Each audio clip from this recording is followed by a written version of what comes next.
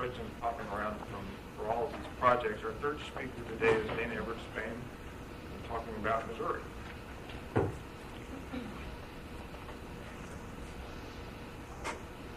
I have kind of a soft voice too, so if any of you have any problem hearing me, just move on up.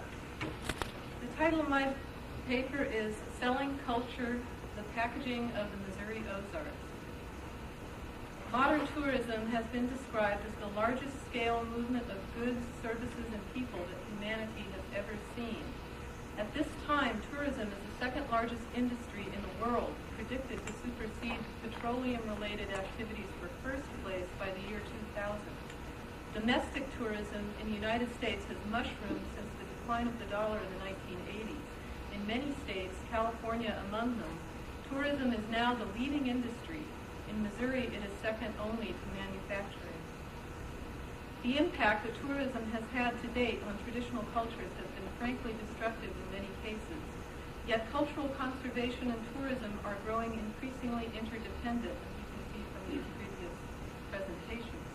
Because of its reliance on cultural resources, the tourism industry is becoming aware of the need to support cultural conservation.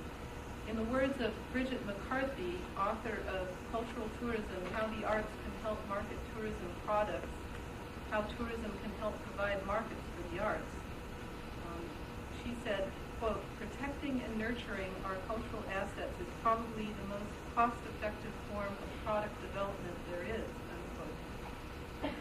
Similarly, cultural conservation advocates cannot ignore the opportunity for economic development tourism potentially offers folk artists in their communities. A significant percentage of today's active tradition bearers are those who have found a way to adapt their skills to an outside market. As David Wismat notes, most people, especially those with limited incomes, are continually being squeezed between cultural preferences and economic and social realities. These costs, pressures, and contradictions must be admitted by public sector folklorists.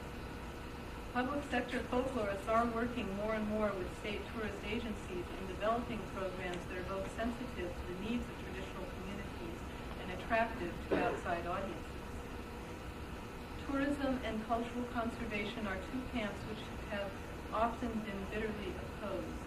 Tourism has been characterized as the greatest worldwide force for acculturation that has ever existed. Yet, just as zoos may be the last hope for a number of endangered species, tourist theme parks and cultural models may prove to be a refuge for traditional cultures. The question is, can the union between tourism and folklife evolve from a marriage of convenience, or, as Maida Owens puts it, a shotgun wedding, to a true alliance? I believe this question will prove to be one of the most pressing issues for public sector folklorists in this decade. This paper explores tourism in the Ozarks, how the industry originally developed in this distinct cultural enclave of southern Missouri and northern Arkansas, how it has impacted on the area's folk artists and their traditions, and prospects for improving that impact in the future. The term Ozarks designates two things, a geographic region and a cultural enclave. As a geographic region, the Ozarks stretches from the Missouri River in the north to the Grand River in the southwest, bordered on the east by the Mississippi and the Black Rivers. Characteristically hilly, wooded, and transgressed by a multitude of rivers, the Ozarks' rugged terrain has made it comparatively inaccessible, difficult to farm, and one of the last areas in the United States to be graced with paved roads. The Ozarks was originally inhabited by Osage and other Native American tribal communities. The first Europeans to move into the region were French trappers and miners who settled around present-day St. Genevieve and Vieille. Beginning in the early 19th century, the southern part of the Missouri Ozarks was pioneered by Anglo-American settlers primarily from the upland south, ethnically of Scots-Irish, Irish, Welsh, and English descent. From this essentially Appalachian culture base, the new inhabitants of the Ozarks developed their own distinct regional identity and expressive culture, characterized by a frontier self-reliance and versatility. It is specifically this culture group which is interpreted as the quintessential Ozark native by the tourist industry. Today, the region also embraces a multicultural presence. of Native Americans, Germans, African Americans, Italians, Asians, and refugees from urban and suburban America of varied backgrounds, many of whom have moved in since the mid-1960s. Ozark natives voice anxiety about what they call the invasion, which they feel threatens their cultural identity and way of life. Tourism began in the Missouri Ozarks around the turn of the century when discrete areas in the Ozarks were targeted as health resorts or recreational destinations for wealthy urbanites.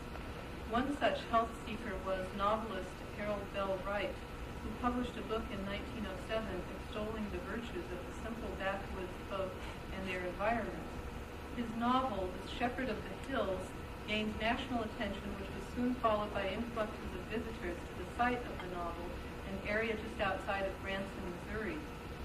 Fortunately for the tourists, the White River Division Railway had just come to the area in 1905.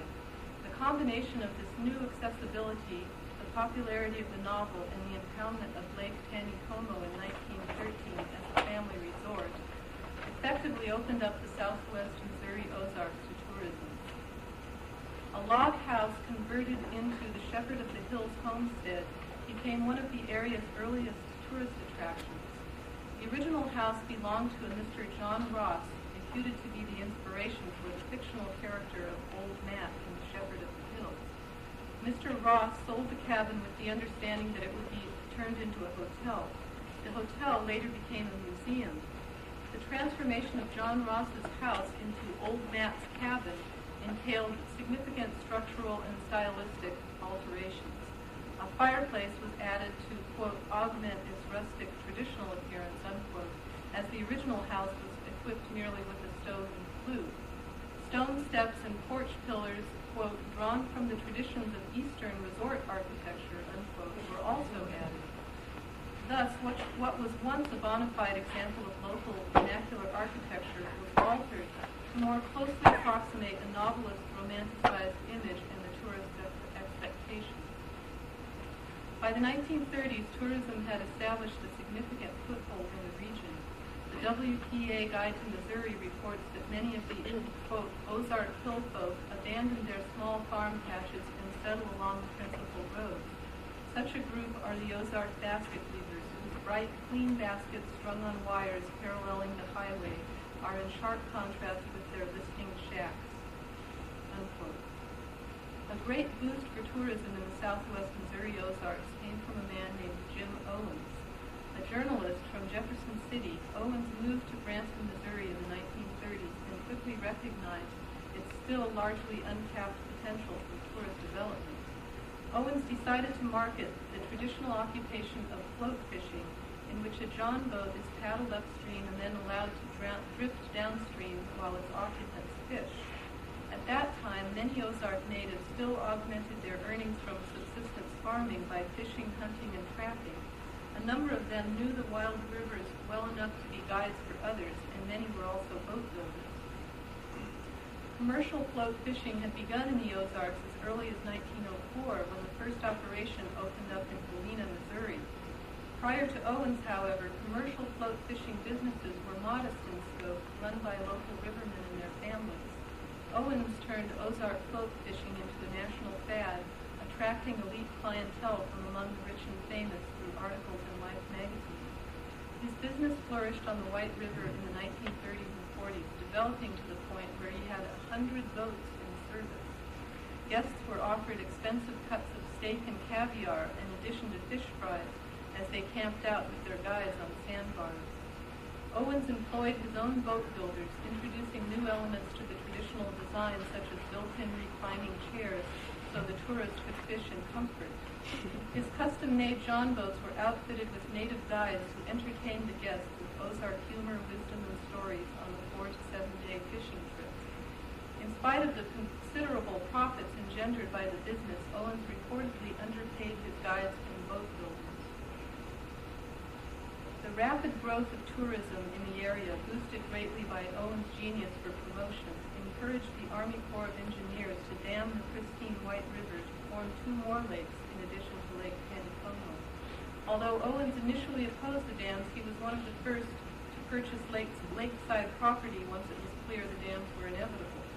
Following the demise of his float fishing enterprise, Owens published a book entitled Jim Owens' Hillbilly Humor, in which he again cashes in on local culture. Owens is further credited with inspiring the television program The Beverly Hillbillies and for providing much of the quote-unquote authentic dialogue for the show. Crowned by the national media as the king of the hillbillies, Owens was not an Ozarks native, but he did have a knack for packaging and popularizing local culture for the mass market. In so doing, he paved the way for rampant commercialization of regional folklife in the area. The damming of the White River ended a way of life in this part of the country based on subsistence fishing and hunting. The formerly independent fishermen, hunters, boatmen, woodworkers, and rivermen were offered the alternative of catering to tourists for a minimal fee and the satisfaction of seeing themselves burlesqued in the funny pages, in paperback, and on nationwide television. As tourists flooded into the Branson area, entrepreneurs of Owens' ilk envisioned a theme park to satisfy the visitors' desire to have their mass media-engendered images of corncob pipe-smoking grannies, wild-eyed moonshiners, and feuding families enacted for them. Thus was Silver Dollar City born. Originally an offshoot of Marble Cave Park, Silver Dollar City began in 1960 as a small group of old-timey buildings housing crafts, where visitors to the cave could linger while waiting for the next tour. Demonstrators in gingham bonnets and overalls were later added, then music and dance acts, and skits depicting gunfights, moonshining, and the like. Branson, Missouri, the little town whose first claim to fame was its proximity to the fictional Shepherd of the Hills community, has now become one of the quote-unquote hottest spots in the nation, according to recent tourist promotion. While this explosion of the tourist industry at least gives Ozark natives of Stone and Taney counties a choice to remain in their hometowns if they are willing to work in service jobs, it does not always benefit local tradition bearers and folk artists as one might hope it would. While the tourist industry purports to present quote-unquote local color, the industry's term for folklife, to attract visitors, said local color frequently proves to be what Daniel Borstein has dubbed, quote, tourist attractions offering an artificial product to be consumed in the very places where the real thing is as free as air. A couple of examples, randomly chosen from many, are a chairmaker and a weaver who are hired to demonstrate their crafts at the Ozark Folk Center in Silver Dollar City. The Ozark Folk Center in Mountain View, Arkansas, has the mission to preserve traditional Ozark folk crafts, music, and customs, and to feature native craftsmen who demonstrate pioneer crafts. An article in the Ozarks Mountaineer magazine describes woodworker Owen Reen as a traditional Ozark craftsman. Yet, Reen is, as the article itself reveals, neither an Ozark native nor a traditional craftsman. A newcomer to the Ozarks, Reen learned his craft from a Baltimore lawyer whose hobby was, quote, primitive chair-making, unquote, as he called it. Reen moved to Mountain View in 1981 with the express purpose of making handmade white oak chairs as a business. To most tourists and promoters, the question of whether Reen is an actual Ozark tradition bearer or a facsimile thereof is purely academic. Another such facsimile is weaver Rita Williams, a demonstrator at Silver Dollar City. Also interviewed by the Ozarks Mountaineer, Williams proves to be a native of Kansas City, Kansas, who learned to weave at the John C. Campbell Folk School in North Carolina. Describing herself as first and foremost a businesswoman, Williams said she moved to the Ozarks because in seeking a market for her items, she took a hard look at Silver Dollar City. The representation of any old-timey craft or craft person as a bona fide example of Ozarks heritage is not unique to Silver Dollar City or the Ozark Folk Center. It is, in fact, endemic throughout the Ozarks. The Ozarks Heritage Workshop, located in Warsaw, Missouri, for example, features everything from tiny glass-blown images of Tinkerbell to Tiffany lamps to imitation Santa Clara Pueblo lacquerware as examples of Ozark heritage. Potential economic opportunities for native tradition bearers who are conserving actual Ozark heritage are thus frequently co-opted by enterprising outsiders. A far cry from the Ozark hill folk selling baskets by the road in the 1930s, today's professional craftspeople from all parts of the nation who flood the Ozarks to peddle generic, old-timey, thus fashionable handmade items claim to be the purveyors of genuine Ozark traditions merely by virtue of the fact that they currently reside in the region. Another example of how Ozark expressive culture is being eclipsed by generic, old-timey forms is the promotion of clogging versus jig dancing in the region. And I would like to thank Gordon McCann for first pointing this out to me. A close relative of jig dancing, Appalachian clogging, is currently in the grips of a national revival and is now taught all over the country in increasingly standardized forms stressing group choreography. In contrast, jig dancing, or jigging as it is also called, is not generally seen outside of the Ozarks.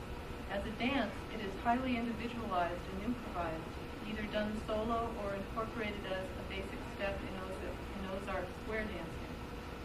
While jig dancing can still be seen in all its exuberance at local square dances in Missouri towns rarely visited by tourists such as Ava and Squires, clogging is gaining center stage as a false representation of Ozark traditional dance both to the outside world and locally.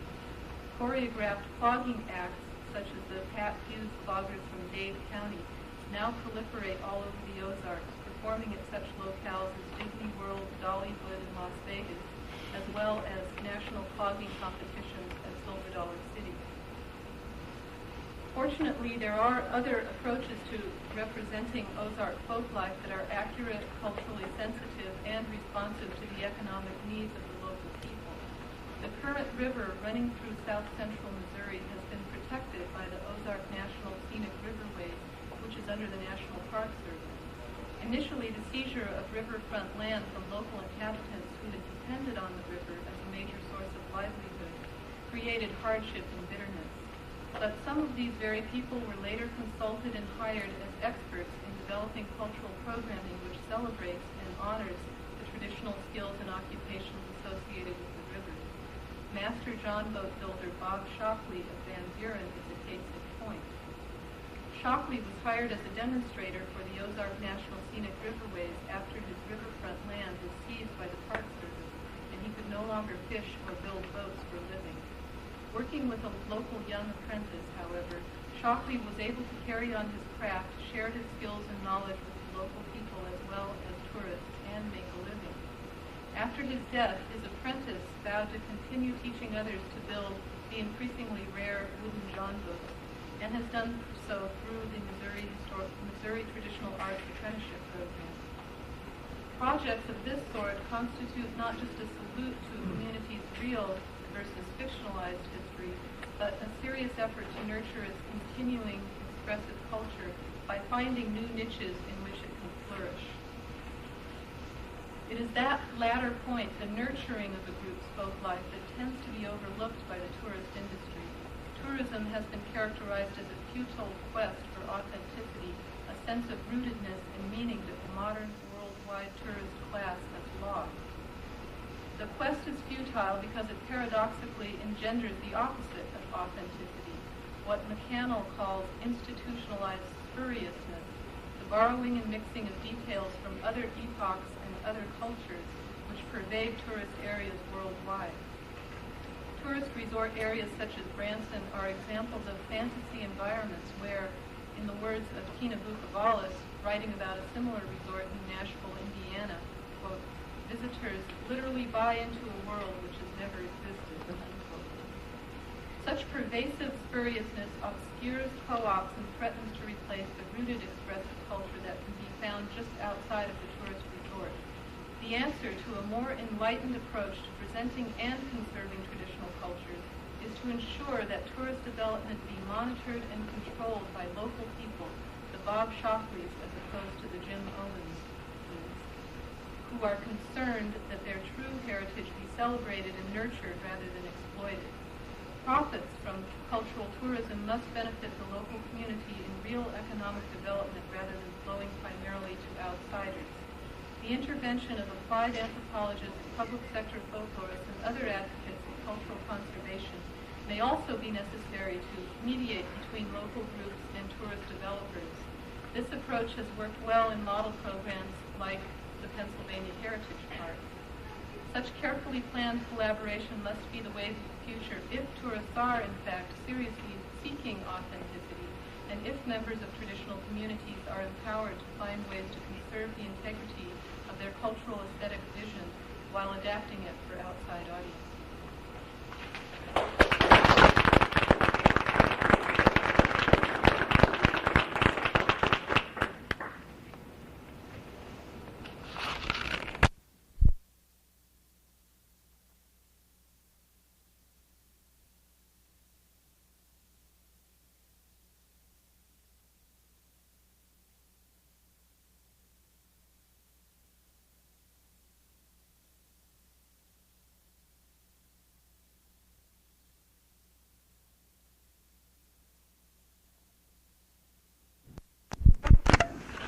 These rolls comprise around 1,500 pages. I put down 1,200 like text here that I would check cross-checking since Ollie Gilbert has left us an invaluable window into tradition. The Balentine family tradition. After several years of research in Stone County and in Wayne County in southern Middle Tennessee on the Alabama border, we were able to outline at least the strands of the family tradition Ollie Gilbert represented in both her singing and in her storytelling. Essentially, she learned and carried on the folklore of her mother and grandmother, even as she extended it in her own creative way to the learning of new songs and stories. As Chuck's comments about his mother, and in terms of Ollie Gilbert said that she learned most of her newer songs, which would be hillbilly songs and so forth, from the radio, not records. She was an avid listener to radio, and I would say rough count maybe a fifth of her repertoire is, modern country songs from the 20s, 30s, and 40s. She would sing someone, by the way, from Max Hunter, he didn't know, because she doesn't know the song. It would be an Ernest Tubb song. He didn't know what was going on there. And one of her later songs she picked up was the Carl Bergen song, Daddy Sang Bass, and she recorded that. She was picking a time of her death. She told me she did, I just learned 10 new songs in television to watch Heat on and so forth. So she was absorbing all the time. Her mother, Mary Balentine Woody, 1858, 1958, was a great singer and storyteller, born in Wayne County, Tennessee. She, in turn, learned, as Mary Woody, learned the core of her repertoire from her mother, Melissa Sport Balentine, 1840, 1933, born in northern Alabama, across from Wayne County. The Balentine family, various spellers, I'm using the spelling B-A-L-E-N-T-I-N-E, other members spell it B-A-L-L. So the Balentine family had its immediate origins in backcountry South Carolina, where they migrated to Wayne County in the early 19th century. About 1876, they moved on to Arkansas and settled in Stone County and its environs. Both Mary Woody and Melissa Balentine were active singers and storytellers in Stone County. We have recorded several tales from nieces of Ollie Gilbert who learned their repertoire from either Melissa Balentine's archive or heard from someone else's second remove. Thus, though through our recent work we've established that there was a clear-cut sense that these three women, Melissa Balentine, her daughter Mary Balentine Woody, and her daughter Ollie Woody Gilbert, these three women were the central figures in maintaining a large repertoire of songs and tales passed on in the family to the recent past. This is not to suggest that males in the Balentine, Woody, and Gilbert families did not participate in singing and tale telling. While the telling of Mershin and many jests seems most distinctly to follow the female line from mother to daughter and on to nieces, the men sang, played instruments, as did Mary Woody and Ollie also. And Ollie both played the banjo, and told jocular stories and passed on local legends. In fact, Ollie Gilbert's husband, Oscar Gilbert, 1885-1960, was a noted singer and satiric songwriter. Members of these related families also got together with performers like Jimmy Driftwood's father, Neil Morris, at family gatherings to play and sing. From our field work, we have found these families still rich in their belief in witches and other traditional beliefs, magical and medical curses and charms. To various degrees, the 8 children of Ollie and Oscar Gilbert maintained singing and storytelling traditions, but none seem to have sustained the scope of Ollie Gilbert's repertoire. As in the instance of others of her younger relatives, some selective parts of her repertoire, probably that of her mother and grandmother, are sustained. No one at all seems to sustain the song repertoire that Ollie had. From child ballads to broadsides, from Native American ballads to hymns and gospel songs, and even to modern country songs, Ollie Gilbert simply expanded her repertoire and could recall it for the time where it did. While these must be tentative remarks, they do suggest significant alterations in tradition in quite recent times. Her tale repertoire was as enormous as her song repertoire, and is the most unknown aspect of her role as tradition bearer. Three aspects, though, merit further investigation and commentary. In this paper, I will briefly address the meerschaum she told, passed down from Melissa Balentine and Mary Woody. But two other segments can be mentioned. Ollie Gilbert was an enthusiastic teller of body tales and other jokes and jests. Any recovery of them may well be difficult, even though we do have the evidence of her manuscript rolls. On the other hand, we do have some chance of putting together a cycle of tales about Lorenzo Dow that she told. Dow was a Methodist circuit rider and evangelist from Connecticut who traveled in the South in the early 19th century. There's a whole cycle of tales where his name has been attached to sort of the slot as a trickster figure, or as a sort of, he's called Crazy Dow. He's called Ren Dow or Ramsey Dow. I'm in the process of weeding those out. They're quite well known by certain members of the family in Stone County. Now, the meerschaum of Balentine family tradition is what the final focus of this paper will be on. From Ollie Gilbert's own tellings on paper, manuscript rolls, and more recent field recordings interviews, several interesting meerschaum seem to have passed down from Melissa Balentine. Informants, all women, recall learning these stories from Melissa or from those who learned from her as they were children. This is not to suggest that the younger members of the families did not learn from Mary Woody or Ollie Gilbert at all, but rather the line seems most distinctly directly back to Melissa. But rather the particular informants we chose did consistently refer back to Melissa as source. Our choice of informants was based on inquiry stemming first from our interest in the status of Ashpit as a popular tale the communities lived in, and hearing the tapes. From there we proceeded to contact those recommended as the best storytellers. At the same time, we were collecting other data relevant to the folklore and folklife of the various families involved in the large-scale movement over time from Tennessee. The Woodies and the Gilberts also moved over from Middle Tennessee. In general, what we found was that several tales seemed to be held in common as a core. Most remembered and favorite was Ashford, but versions of type 327, The Children of the Ogre, known as the other versions of Hansel and Gretel, type 1696, What Should I Have Done, which they called Epaminondas, which is a contraction of Epaminondas. I'll give him that tale. I'm not entirely sure why, frankly. I know that he was a Theban general. I know that Catherine Briggs indicated he was given that title in the 1930s in England when she heard this tale. It's a tale of a dunce.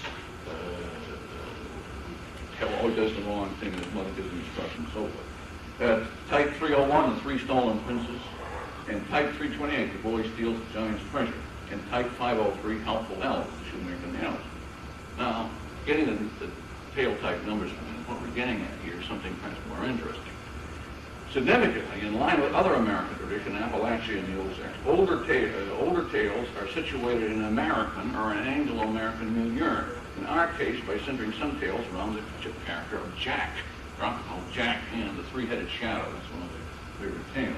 Jack and the Beanstalk, the Giant Killer. Type 301, The Three Stolen Princesses, as the appears among our poems as Jack and the Three-Headed Shadow, a particularly favorite tale. Vance Randolph, Leonard Roberts, and Richard Chase have collected similar tales. Randolph, in Who Blew Up the Church House, these are tale collections, had the version of type 301 as Jack and Old Tush.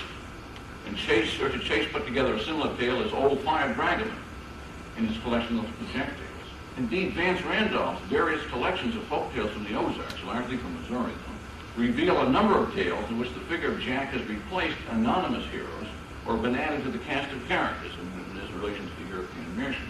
Further examination of the Jack tale tradition and its extent in the Ozarks is needed.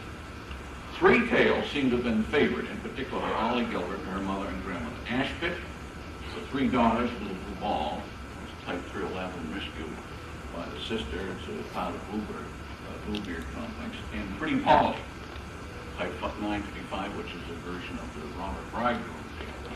These seem to be the three common. As with each of these tale types, the tellers have offered variation in motifs employed and differing degrees of recollection and narrative detail. Titles are not always firmly stabilized, and further examination will be necessary before an adequate picture of the corpus of the Balentine tradition tale telling can be made. It is noteworthy, again, to look at Vance Randolph's various tale poems. Many analogs can be found to the stone counting materials in these Randolph books. For instance, the tale Mr. Fox, found in the British tradition, which Randolph prints in Boehm lists as 955C, is out pretty appalling. This is a tale, known by Benedict in Much Ado About Nothing by Shakespeare. Refers to a line, it's a riddle in that tale, and it's known in British tradition as Mr. Fox. Randolph also has a version of Little Blue Ball, our Robert Bridegroom tale. This latter is, of course, part of the so-called Bluebeard complex, needs for elucidation in the various variants. Not all these tales seem to be in the repertoires of all informants. Ashpit, though, seems the most prevalent. This tale was most often recalled and most frequently identified as coming down in tradition from Melissa Balentine. Ollie Gilbert seemed to focus on it as her favorite. We have found that there are variations here, too, in details. Some differences may stem from forgetfulness and a lapse in telling the tale over time. Others may reflect the variations of motifs made in any tale teller or group of tellers varying the content themselves. Some speculations involved at such points and awaits further examination of the text we do have. Most interesting, however, are two aspects of the Ashpit tale as found in the Balentine family corpus. Uniformly, the domestic scene at the start of the tale seems distinctly different from most variants. When you found the most variants of Cinderella, you're talking about a great deal, so I just suggest at this point. There is an ill mother and three daughters. Two of them are ugly. One is pretty. The two ugly ones kill the mother, largely it would seem for her fine clothes or over jealousy over the prettiness of the other daughter, the Ashpit daughter, by drowning her in a vat of lye soap or in the river or both. The vat is thrown in the river. She's dumped in the river. Ashpit is spurned and degraded by the other two, who are named Surreal and Safriel. Tell me the spelling of it. Surreal and Safriel. That's all we can get out of our informants. That was the name. And the tale continues with a church as the meeting place with the man who falls in love with Ashpit. Although one teller does have them to go to a dance. And one teller has one appearance at church, another has two appearances at the dance. And the other features most intriguing, and one which seems most unstable in the telling, is the addition of aspects of what's called type 403, the black and white bride, to the more conventional conclusion of the happy marriage of the prince who fits this letter. Here we find the two sisters, in the second part of the tale so-called, try to have Ashpit killed after she's married to the prince, the count, the king, as they call her, the slopers, by transforming here through witchcraft into an animal. Variously, they say it's a deer, a goat, or an uncertain animal. A series of incidents, which vary again in specificity, eventually leads to the husband casting off her animal hide and reclaiming his bride. The tellers indicate that one of these sisters wanted to replace Ashpit as the bride. This is the substitute bride aspect of 403 here. The themes of calumniated and substituted bride enter here. This final segment of the Ashpit tale seems unstable in the tradition. Some of our tellers not sure it was not another tale entirely.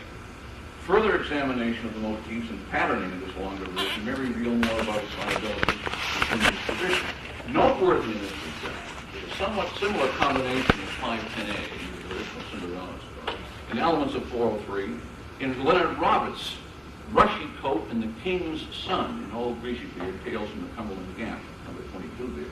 And in Henry Glass's reprinting of Jeremiah Curtin's Galway tale from 1887 called Fair, Brown, and Trembling, which appears in Glass's collection, I think it's the Pantheon of the Irish folk tales. Questions and issues remain. I'm just opening these up. Yet the substance of the Balentine tradition is rich in scope and variety. The Mersenne referred to in this form only a portion of this narrative, but that portion offers intriguing glimpses into tale-telling in the Ozarks. Now that was my, I think I had a it's okay, I got this paper linked now.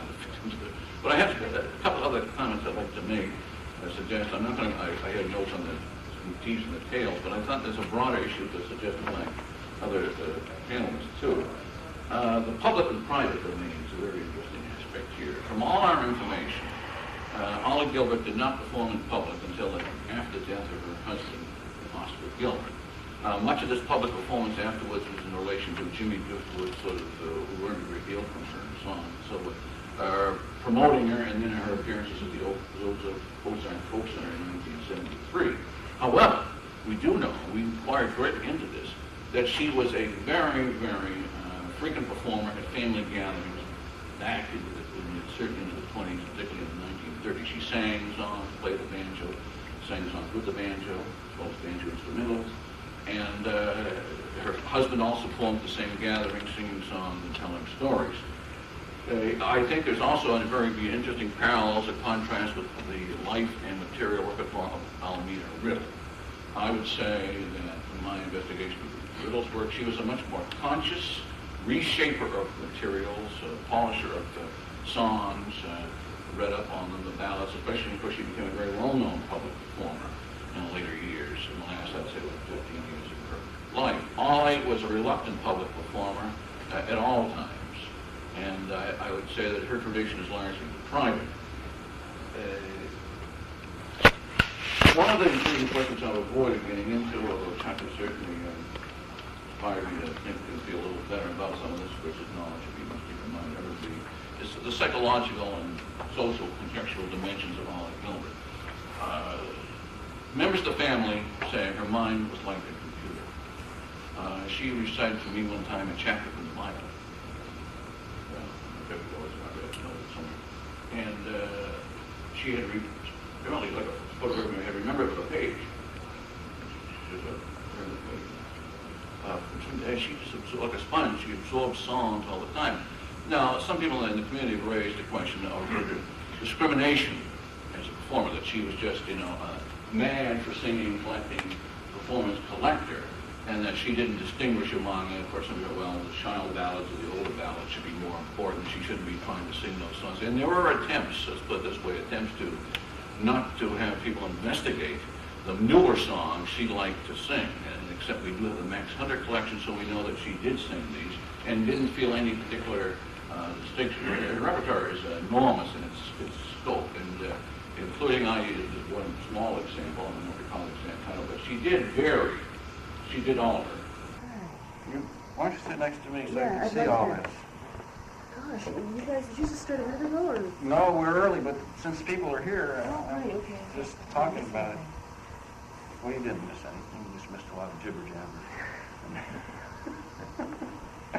You see, there are a lot of things I'll talk about when this thing starts, but in a sense, I've sort of hyper-texted myself over this. I don't really know exactly where to start. But what I really want to keep saying is that this is something that you can do. The HyperCard program is the program that's given away with every Macintosh computer. And so you can make something like this yourself. It's not very hard. For instance, of course it takes some steps. You see the photograph or the picture of Clyde there.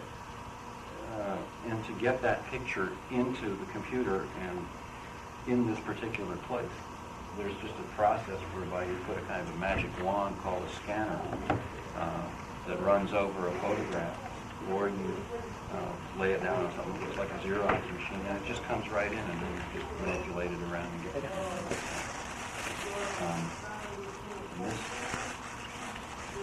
The way this particular stack works, I think a very elegant application of hypertext, where you see something written in bold caps. Can you see? I don't know if you can read it, but you can probably at least see the bold caps there. You just move the mouse, which is a little hand. And if you look at it from afar, it sort of looks like somebody's shooting a bird. But it's actually the first picture. And you move it over the thing that's bolded, and it just takes you to another place, which is a link.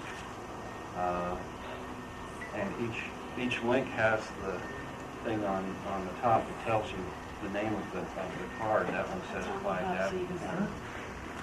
Yeah, I'm sorry, I tried to get something that would project it on. They had it, it just doesn't work with this computer evidently.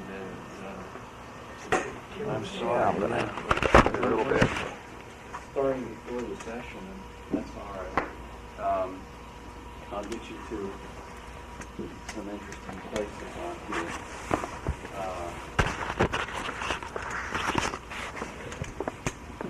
One of the things. Good morning. I did it when with the first version of it in about a day.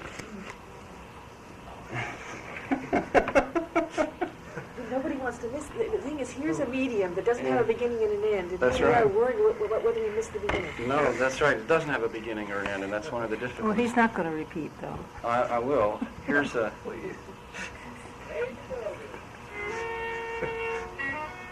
One of the things it can do is play tunes. I actually wonder if you how to do it. It's like owning an instrument. I wish I could play that.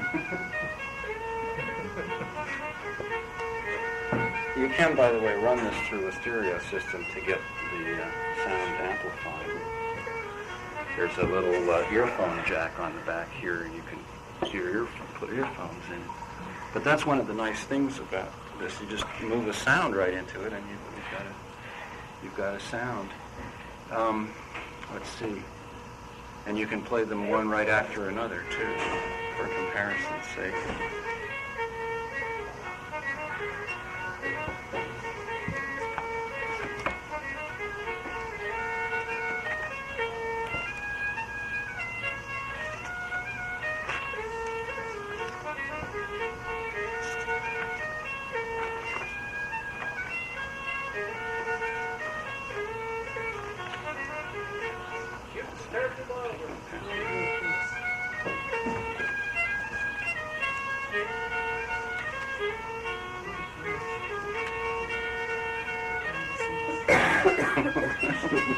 Live just a little longer.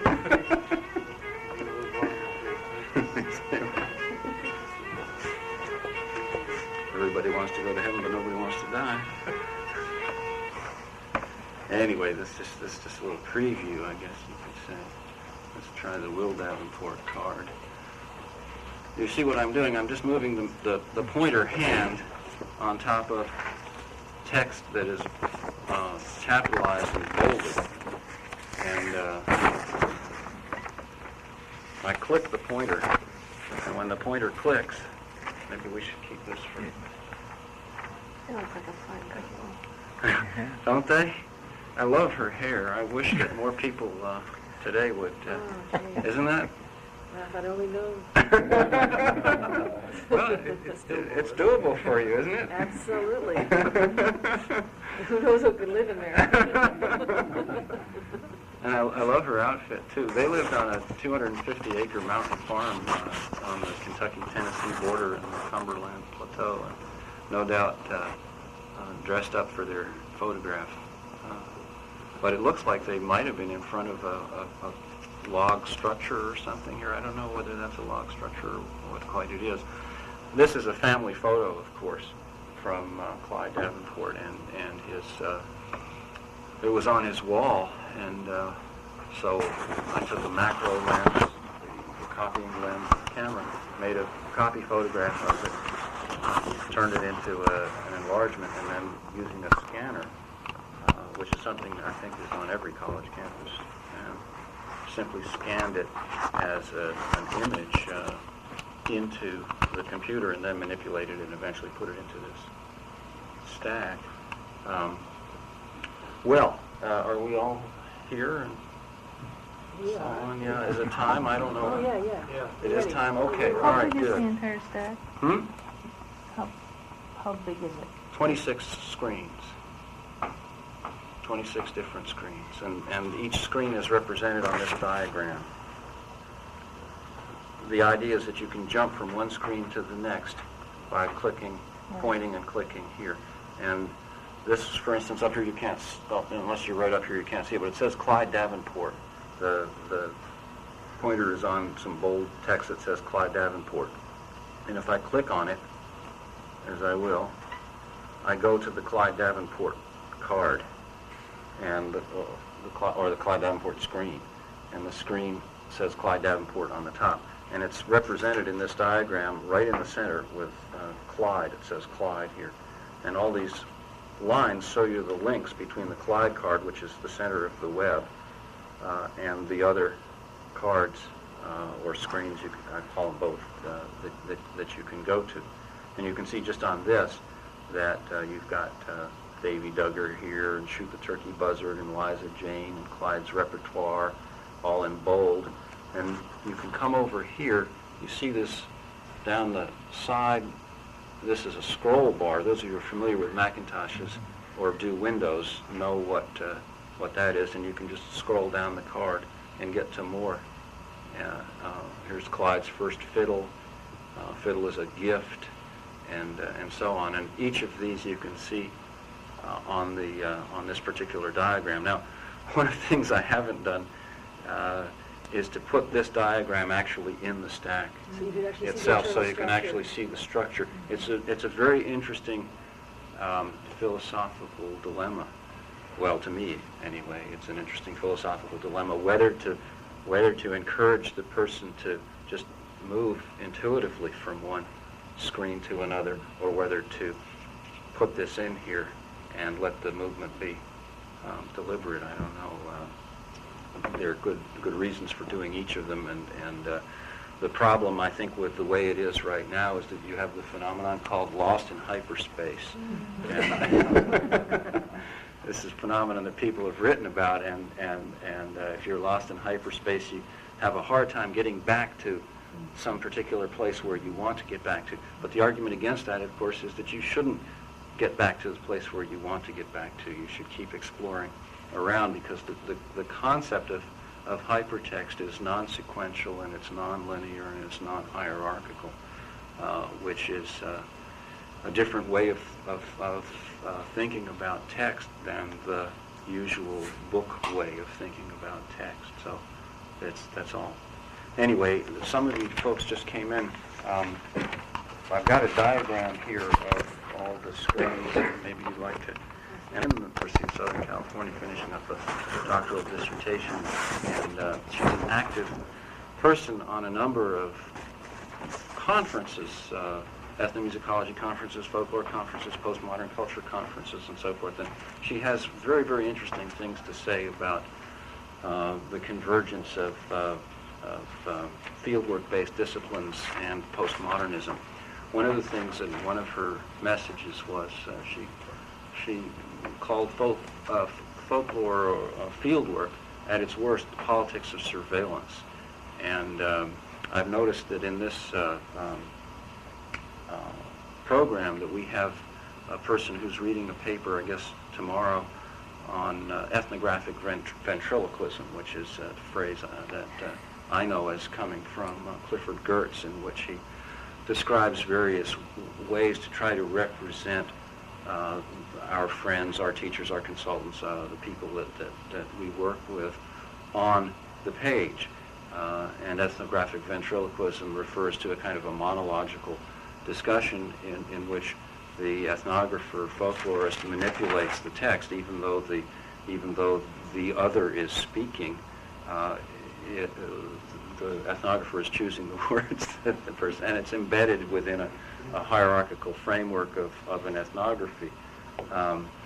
Increasingly, of course, this kind of representation has come under a great deal of attack from people within anthropology, and to some extent as well within folklore, and I'm happy to say ethnomusicology. It's clear that when the voices of our teachers are clamoring to be heard, when the politics of all of this mandates that they be heard in their own words, that the authority with which they speak ought in some ways to be given over by us to them, and that calls for collaborative projects, and it calls for what Derrida calls a decentering of authority. And it also calls, I think, for a new kind of text, a text which is interactive, a text which is multifocal, a text which is readerly rather than writerly in Roland Barthes terms. And this is just one step sort of in that direction. There's still a lot of problems with hypertext, so it's not the cure-all for all of our anthropological guilt. But at the same time, it's I think a step in a direction that may be useful. It also has pedagogical use, and it's in a way more open to people than the book is open to people, because it invites people in, it invites readers to move through these paths the way they particularly want to, and in some demonstrations, although not in this, it invites readers to become authors and to make new links themselves, or to make notes, or to create and transform the hypertext for somebody else who would come along and read it. Enough of this hypertext. The name connotes text that is jumping around. That's not a bad first approximation. A text, as we know, is representation. Textual representation signifies what it represents. Texts are usually thought of as made up of words, but now, thanks in large part to Paul Ricoeur, we also consider meaningful action as a text. For example, a dance or a barn can be text. In short, the word text has come to mean almost any kind of representation or signifier that signifies, and of course representations and theories of representation are at the heart of 20th century thought, whether modern or postmodern. I don't think it's just postmodernism that has brought us into a textual crisis. Modernism, after all, also challenged the canon of the text in challenging realism. The challenge to realism, it seems to me, was at the forefront of the modernist experiments in the 19th century and early 20th century as well. Well, hyper in hypertext means text in another dimension, as for instance hyperspace.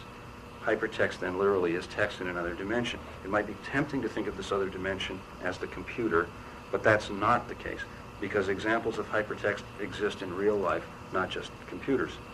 The best and most familiar example of hypertext is a bunch of index cards or note cards taken for a writing project. I'm sure you've all taken note cards at some point or another. You may have resisted it, but you probably, all right. So each of these note cards that you've taken is related through association of its ideas to other note cards. Just imagine yourself taking notes on a writing project, moving through articles and books and so on with your note cards. You may try to index your note cards by themes or something like that. And you find yourself pretty soon with a mess of cross-references and so on. And this is what you've created then, is a kind of a hypertext, because these cards are all related, not just one card to another in linear sequence, but to several other different cards. Hypertext is truer to the way we think than linear textual presentations and representations are. Here are a few definitions of hypertext from the small book growing literature.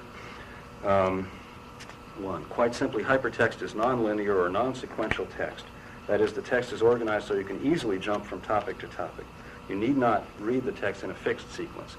Hypertext is an approach to information management where you store information in a network of nodes and connect the nodes with links. A node is usually a small collection of data organized around some topic. In the early days of hypertext, nodes contained only textual data. Now nodes can contain various kinds of data: graphics, audio, video, computer animated images, and that's all true. For instance, let's see, here's an example of both graphics and sound. Here's a transcription. Here's my transcription of Liza Jane, the first part of Liza Jane. And by moving the pointer over on this little part of the screen, you see something that looks like a button. If you use your imagination, it looks like a button. And by putting the pointer on the button and then clicking the mouse pointer, you press the button, and then the music comes up. This is Clyde playing Liza Jane, and someone who can read the music can follow it right along with the button on that first part. Now, not everybody, in fact, I suppose a relatively small percentage of people who use this program can do that, following along. But nevertheless, it just shows that it can be represented. Anyway, digital sound or other information. Some people use the term hypermedia when referring to systems that include a wide variety of node types. I'm sorry about this jargon, nodes and things and so on, but it's just the way it is when people are writing about it. The word hyper in hypertext has the meaning of extending into another dimension, as in hyperspace. That's from Philip Sayre, Understanding Hypertext. Emily Burke and Joseph Deblin, in an article called What is Hypertext, write, paper documents force readers to read documents in a linear fashion from left to right and from top to bottom. Hypertext documents encourage readers to move from topic to topic, parenthesis, node to node, they can't go, rapidly and non-sequentially. A hypertext document is constructed in part by the author, who creates and places the links, and in part, and this is important, and in part constructed by the reader, who decides which threads to follow. Of course, authors can sometimes be readers and readers authors. Hypertext readers must assume a much more active role than readers of printed text. Well, to understand hypertext fully, hi Colin. To understand hypertext fully, let's stick with our example of note cards. If you're like me, when you take notes for a writing project, you begin with a few general ideas or themes or questions you've thought of in advance, and the reading you do is meant to explore and illuminate those ideas. To take an obvious example, in preparing this paper, one of the ideas I began with was the question, what is hypertext? And that guided me to several books and articles on the subject, from which I extracted various definitions and wrote them down, sometimes on note cards, sometimes on sheets of paper, and sometimes on computer. But during my experience of note-taking on the question, what is hypertext, as I searched the articles and books for definitions, I couldn't help running into other interesting ideas, which stimulated ideas of my own, or at least that I thought were my own. And I wrote these down as well, again using note cards and sheets of paper. At this point I had a jumble of papers and cards, what most people would call unorganized or disorganized. I want to pause at this point because I'm sure you've all experienced this. It's both frustrating and exhilarating. The ideas rub up against each other every which way. If we have our notes on index cards, it's tempting to shuffle them and rearrange them to see what the links are, whether there are any surprising links. What do we usually do with our notes? So we organize them. And the organization that we've all been taught since grammar school has been the outline, in which we determine a main idea or thesis and then relate everything else to that thesis. This kind of outline, which generates themes for English class, also term papers and dissertations, has two fundamental properties. It's hierarchical, and it proceeds in a fixed linear sequence. It's hierarchical because the outline, with its headings and subheadings and sub-subheadings, views relations among ideas as ordinate and subordinate. It proceeds in a fixed linear sequence because it seeks out the most logical and economical means of presenting information and making one or more claims. Now, this kind of writing process, from outline to finished paper, has, I'm sure, pervaded most people's attempts to write papers. And it has also, as I'm sure you'll agree, influenced models of good thinking and therefore models of truth.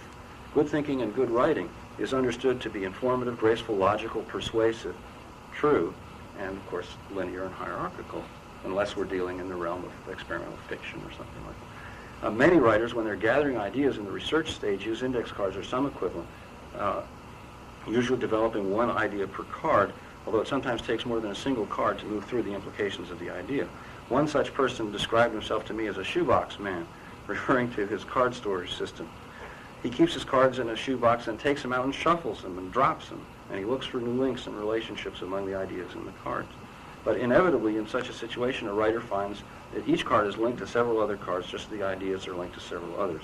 Eventually, the writer tends to reduce the cards to hierarchical order and outline, but in so doing, some of the joy of the free play of the linked ideas and some of the possibilities of new linking are lost.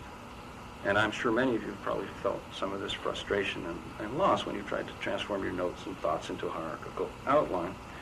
Of course, English teachers are taught to say that this frustration is a necessary evil that you must experience while making your ideas coherent. I'm sure, though, you've wondered about that. Certainly coherence is a nice thing, but it isn't everything. And I'm sure you've experienced that sense of loss, reducing your note cards and sheets of paper to a hierarchical outline. You wish there was some way of preserving the note cards and the web of relations, not all of which are logical and linear and hierarchical. Well, of course there is. And one of these, that's nice, this is Star's screensaver. One of them is called Hypertext. It's important to understand that hypertext can represent ideas in a linear and hierarchical manner. You can set up hypertext in such a way, like a tree diagram or an outline, if you want to. You can do anything you want. You can have hypertext screens or hypertext cards in which just one card is just linked to one other card, and you just have to proceed in a linear manner. But that's not the kind of hypertext that I'm interested in. Interestingly enough,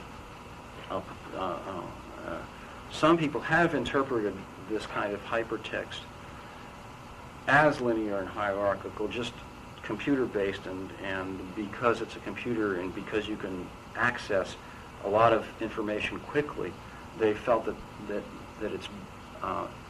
it's a good learning tool for students. They come on to a series of screens like this, and they proceed in a linear or hierarchical fashion to get a lot of information about a particular thing, poet, what have you. There's, at Brown, for instance, there's something called the Dickens Web, which is all about Charles Dickens. It's really the equivalent of sitting in a library with a whole bunch of books on the table, and you just are forced to move from one to another. You can choose to some extent, but there's no ambiguity introduced. There's no attempt, I think, to represent complex and different opinions and so on, and I'm not sure. At any rate, that's not the sort of hypertext that addresses problems of representation and authority, because it's still very authoritative. Well, in any case, you probably, although hypertext can represent things and ideas in a linear and hierarchical manner, it can also simultaneously represent ideas and things in an associative, non-sequential, and egalitarian order.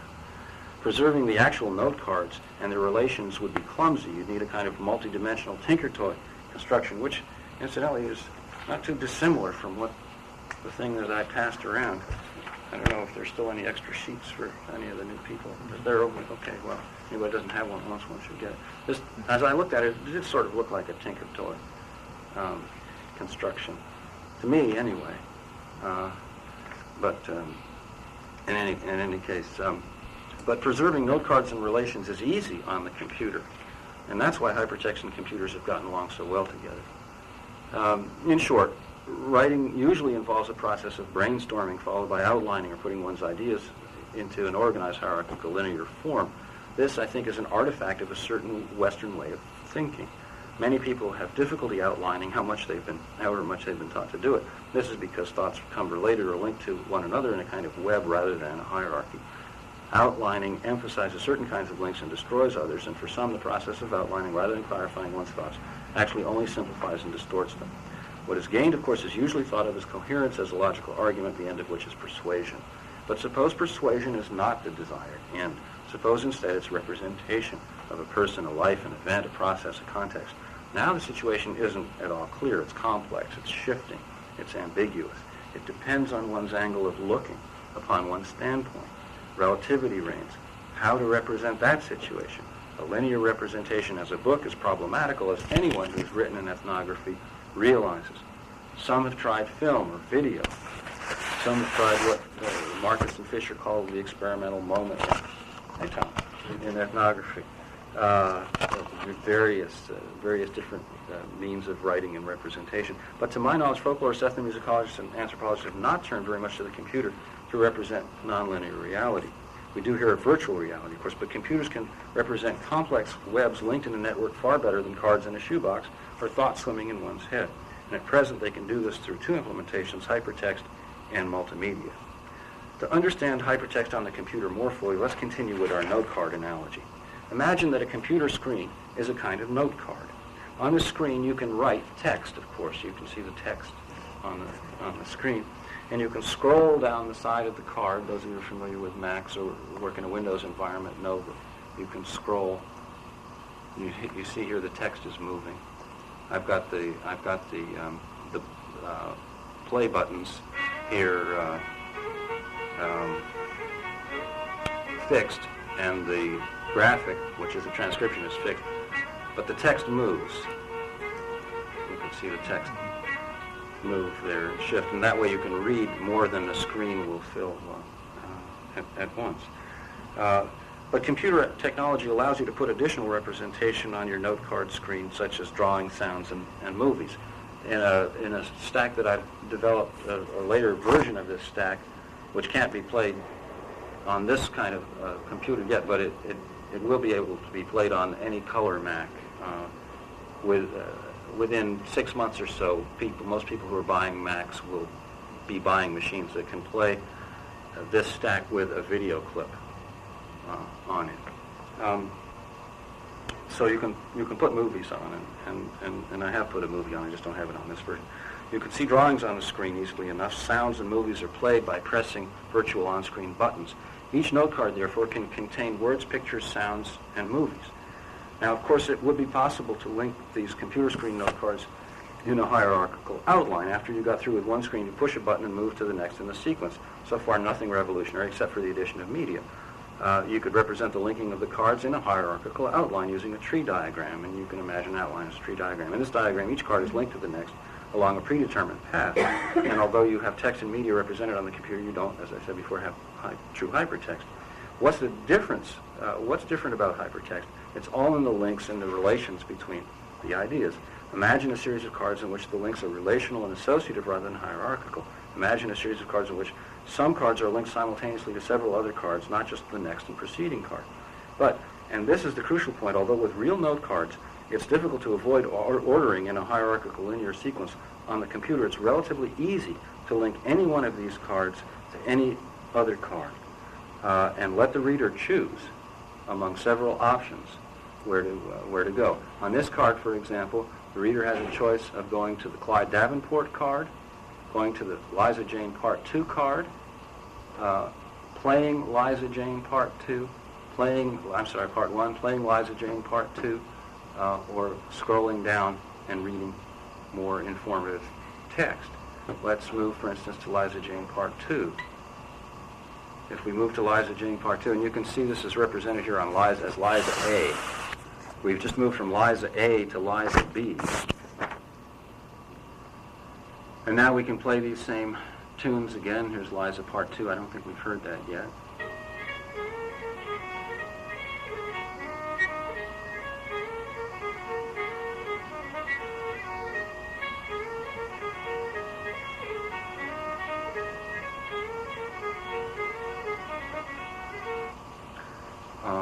We can go back to the Clyde Davenport card, which is the central card in the web here. And after a while, even without this map, a person learns that this is the central card because so many cards have the Clyde Davenport name on them and can move through the stack, coming back to the Davenport card and selecting other ways to go. I've got about 14 more pages here. I don't know. Seems to me like what I don't really want to read all of this. Maybe I can tell you a little bit about how I got into this, if that's of any interest to you.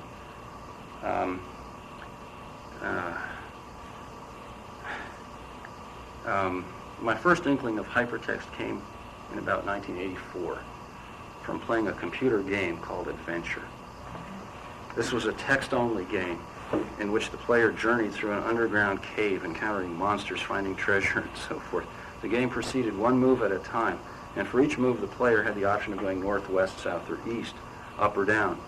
And you typed a letter on the computer and that told you which way it was going. When I thought about the structure of the game, I realized that there were a large number of paths through the cave, sort of like the paths here, and the player had to choose the right one. I didn't think of hypertext at the time because the links weren't obvious and because the object of the game wasn't learning information or representing things.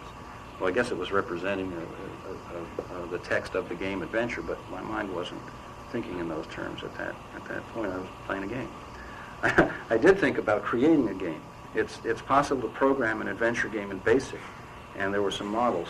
My friend, the poet Robert Pinsky, had his ideas programmed into an adventure game called Mind Wheel, and it was released in 1985 by Electronic Arts, one of the big companies.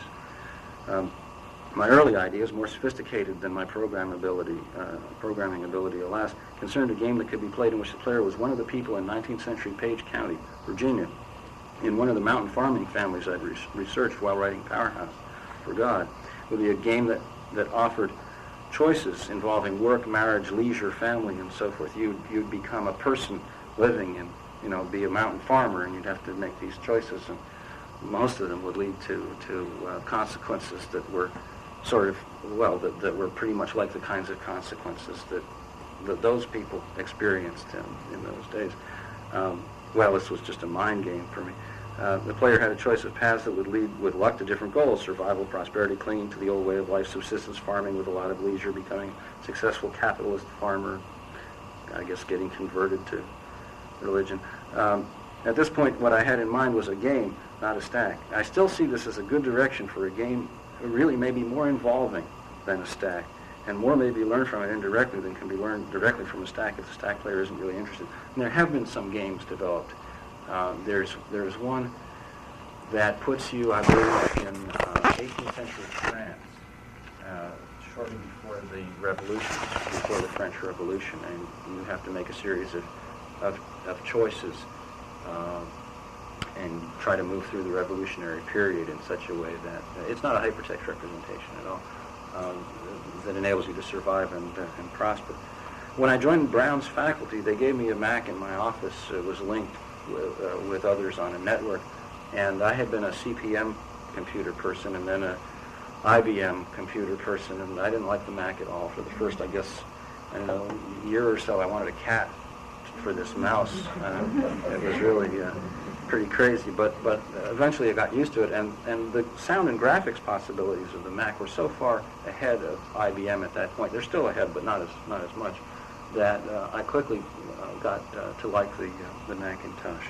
A few months after I got this computer, Apple began releasing a program called HyperCard with every computer that it sold, and it still does, although right now it's sort of a crippled version that comes. The idea behind HyperCard was to give people, everybody who bought this computer, the power to create their own software. HyperCard is kind of a software construction set, so you could create your own programs.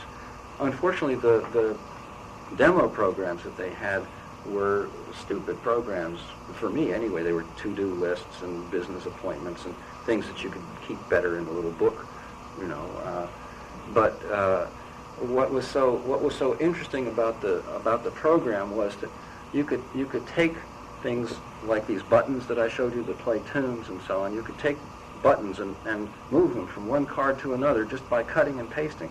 And cutting and pasting, of course, is something that everybody knows who's ever worked one of these things from a word processor. So you could create programs, as it were, by analogy, and they gave you the tools to do that. For instance, one of the things that they gave you was an index card, and you could put buttons on this index card and create links and so on and so forth. And that's eventually how this sort of thing, this particular program came out. Well, HyperCard was based on the metaphor of a stack of index cards. One of the really good things about Macintosh is that the program developers work with real-world items like index cards and then represent these things on the computer. That's really one of the secrets of the Macintosh success.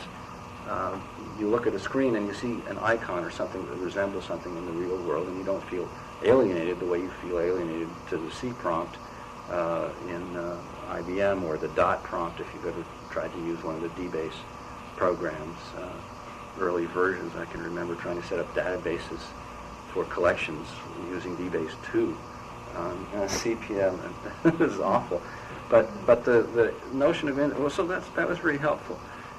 When HyperCard came out, nobody knew what it was or what to do with it, except for the people who invented it, and they didn't seem to be able to articulate a vision very well. They articulated a vision which we can understand now, but I think when it first came out, people had a hard time understanding what it was.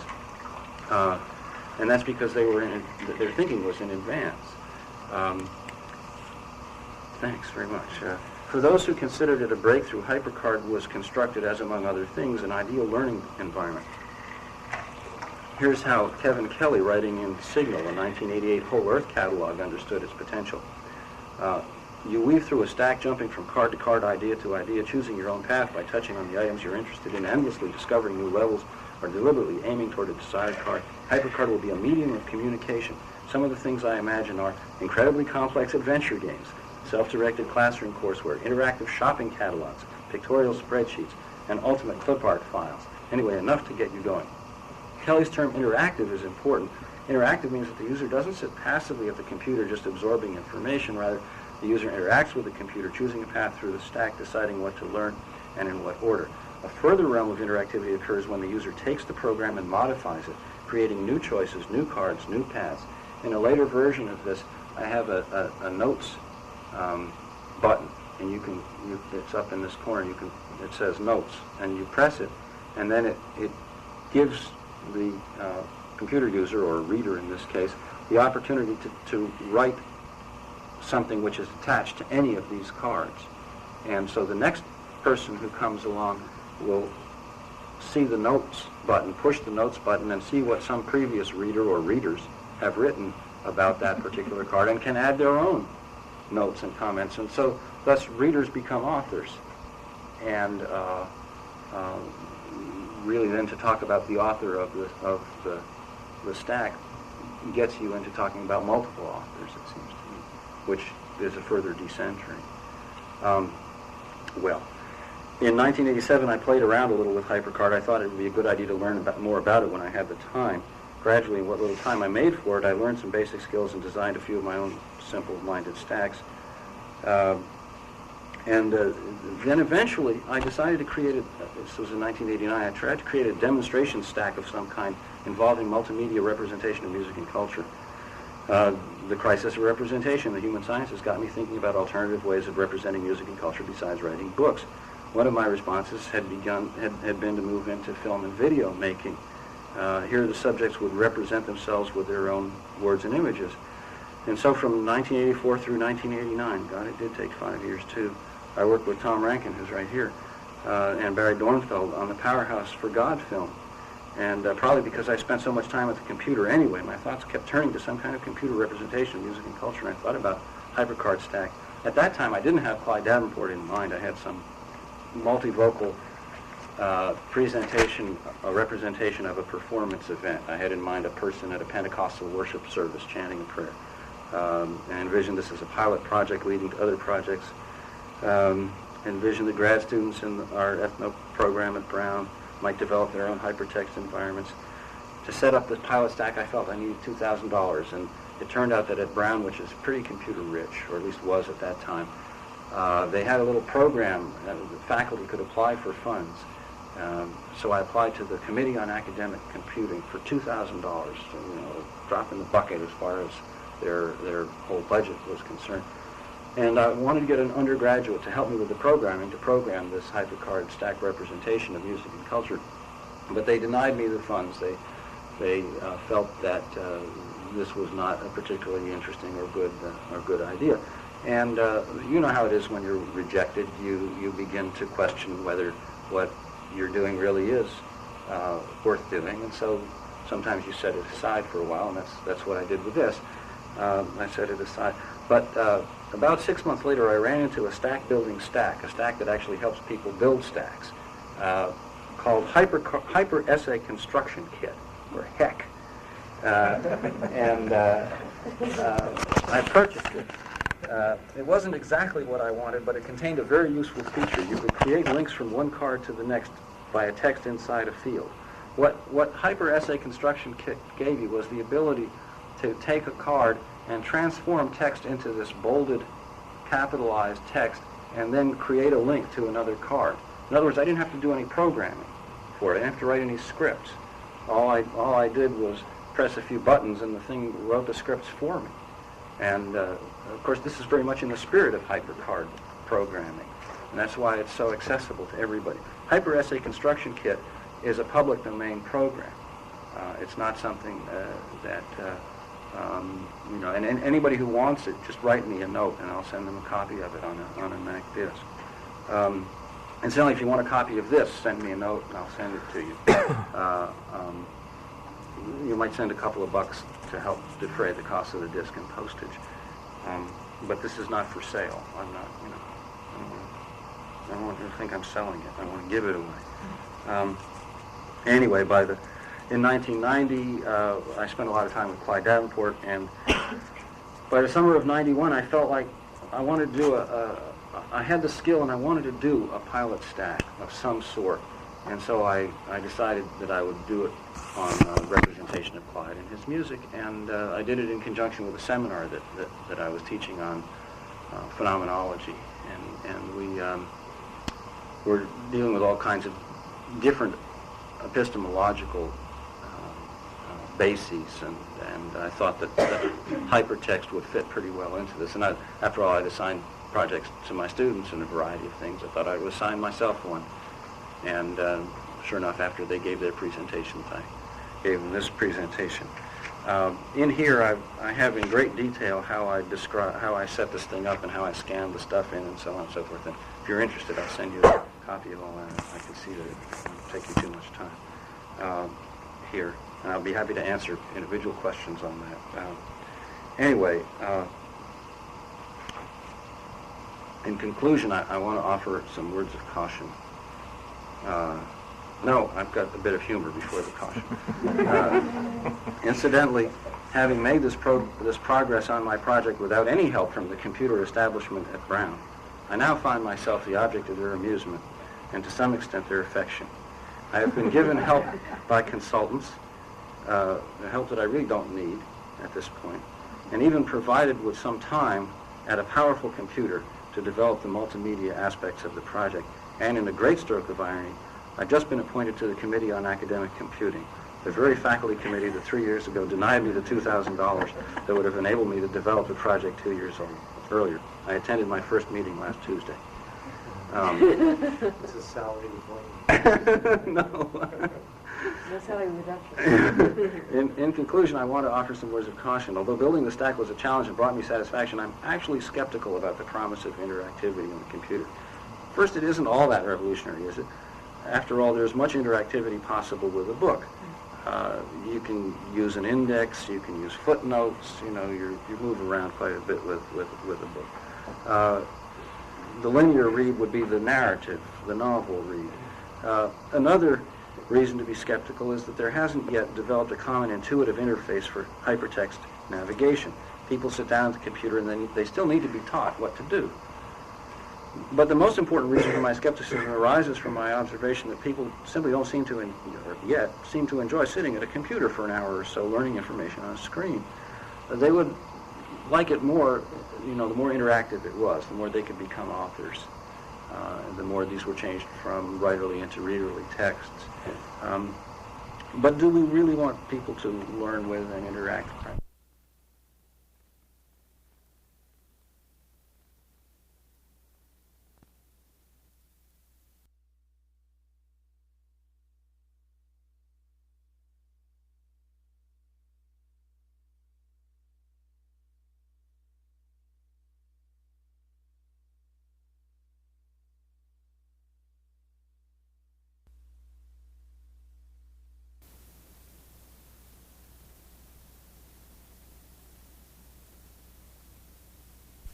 Somewhere. But anyway, I learned this tune from a fellow named Lloyd Payne. Lloyd, he passed away in... Fiddlers are coming out of the woodwork now. Yeah, when we get it's about started. that time. That 1987, but he came from a big family Smith. of old-time musicians. Smith. I knew I saw you all earlier today, and I thought I've met you somewhere in North Carolina. That's sat next to you. Kansas or Oklahoma?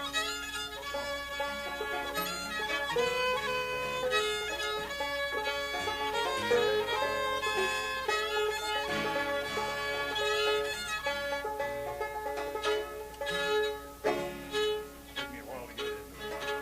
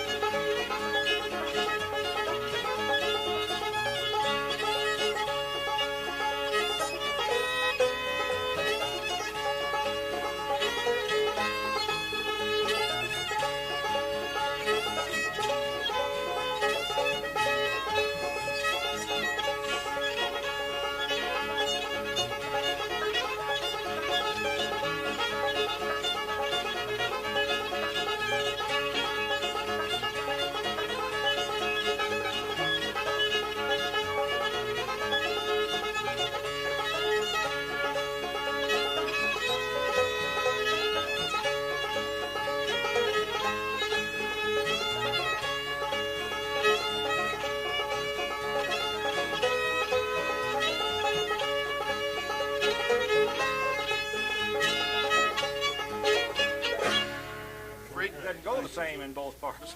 Freight train boogie. I learned that from a fellow named Lloyd Payne who lived around Washington County, Tennessee, and he came from there were 6 of the children. They all played music, and he had a brother. His older brother George was a real fine banjo player.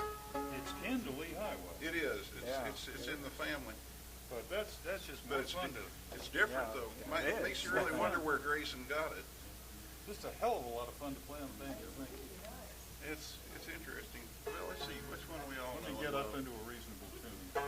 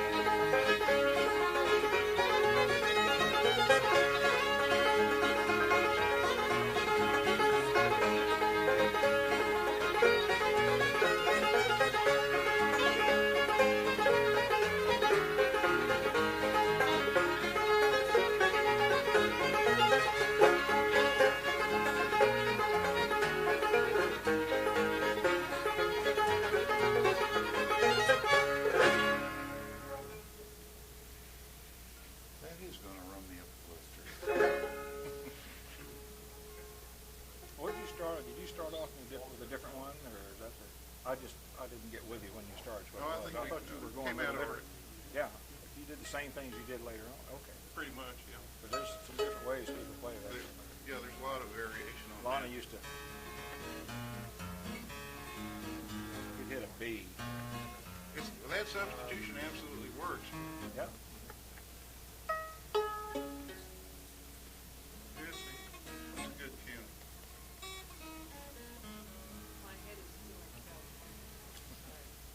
I don't know that one. That's a new one. Okay.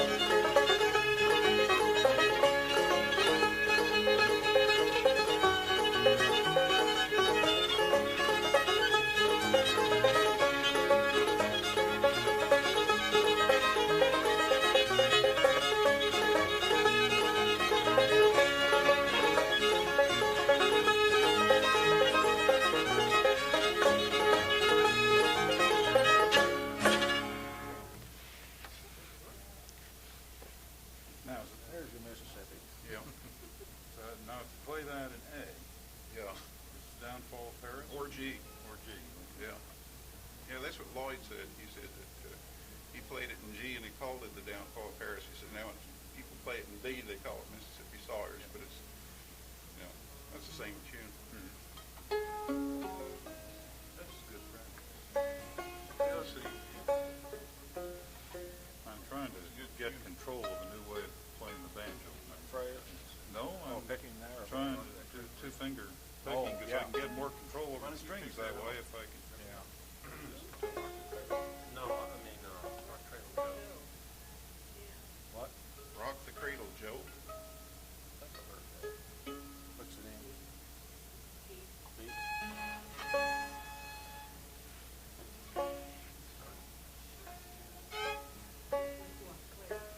Straight? Pretty straight? Or? Simple as possible.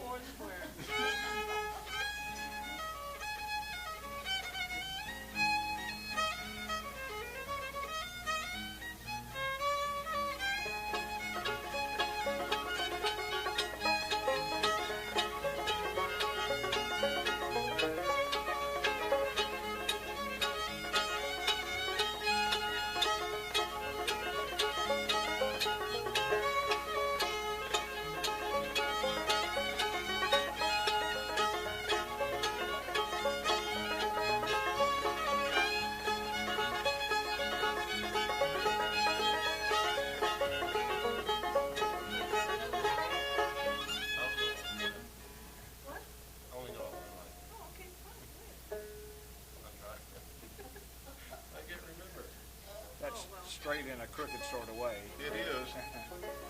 It's going down the other.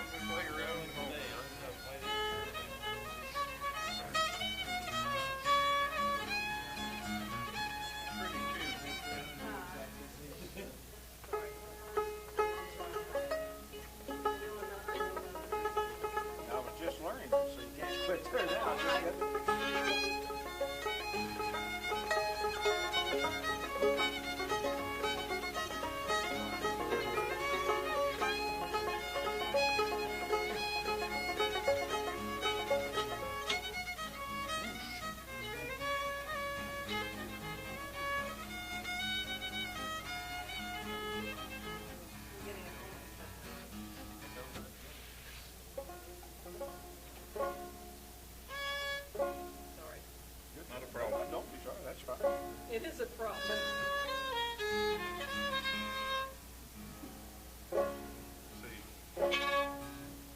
C, you say? Well, See? Call your sigh, Okay. senor. well, yeah, we could go to C.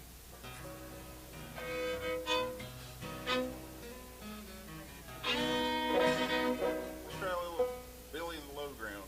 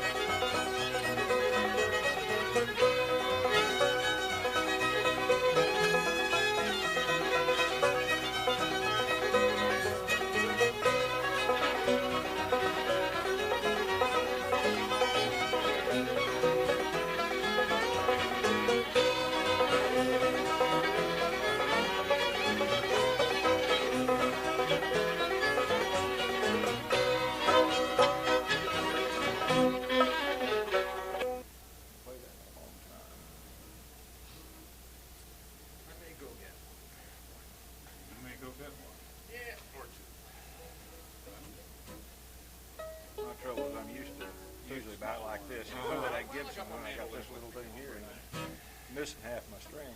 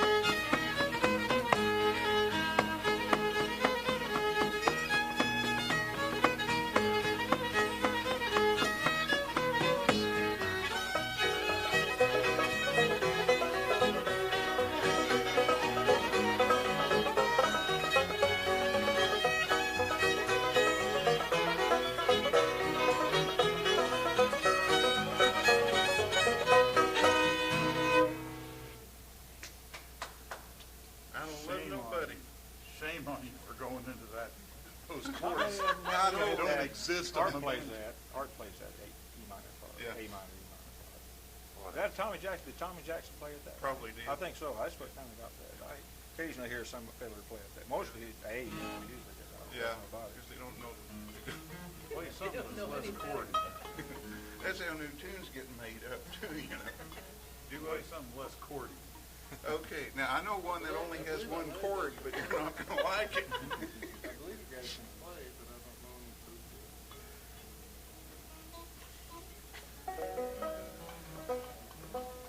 to. Let's see. You're still in the key of C, are you?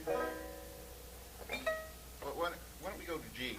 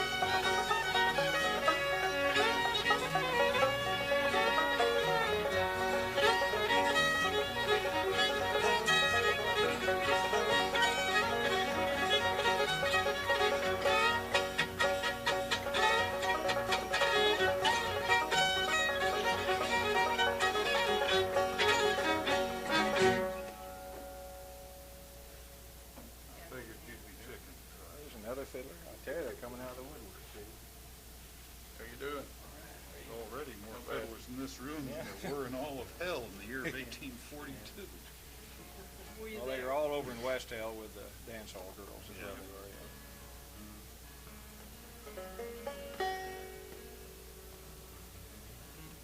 You don't quit us.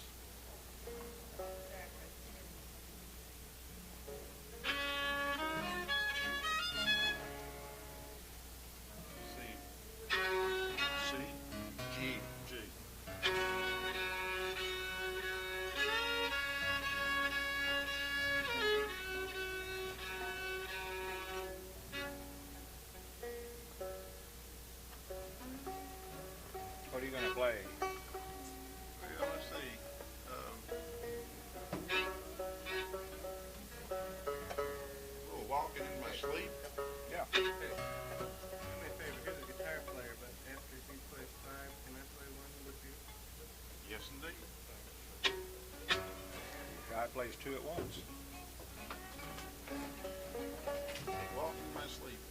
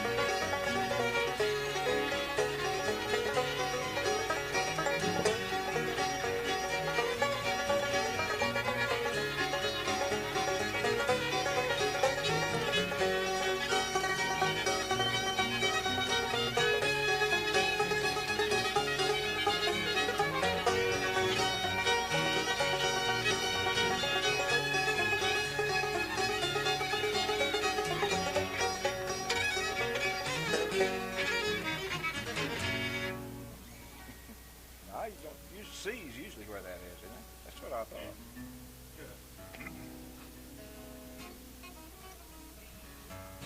Glad to get that other guitar get here.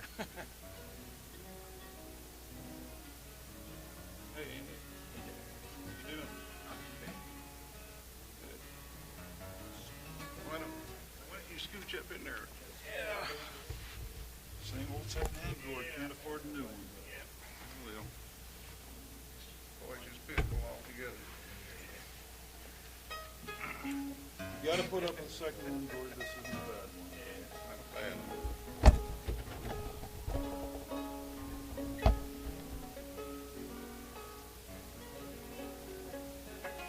I've given you enough room here to Wait, I can buy one in high class and for Gucci.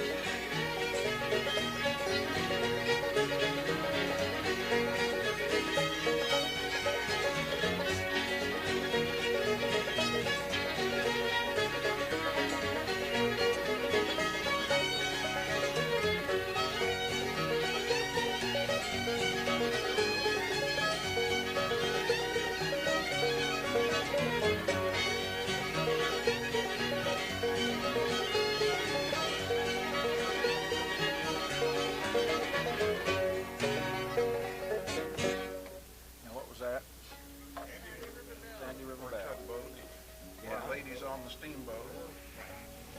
Almost like, huh? Is that ways on the steamboat? Yeah. A little different. Yes. They're all kind of, if they're not the same thing, they're awfully close relatives. Yeah, I could hear that. I could hear a little bit of that.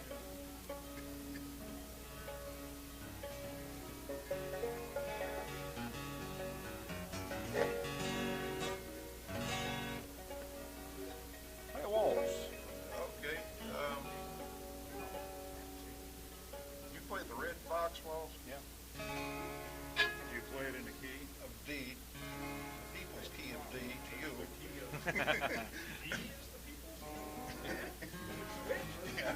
What did I do with mine? Yeah, they passed the law. No, it doesn't do with the cheater. They did away with the old people cheater. How about that? Will that do? That'll do finer than frog here, thank you.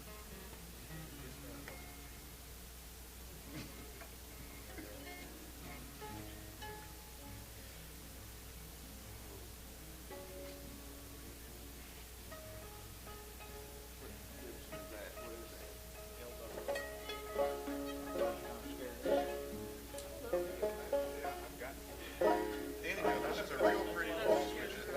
You got both of them. That's nice. Anyway, Gordon, I learned this from Lena Hughes. Yeah.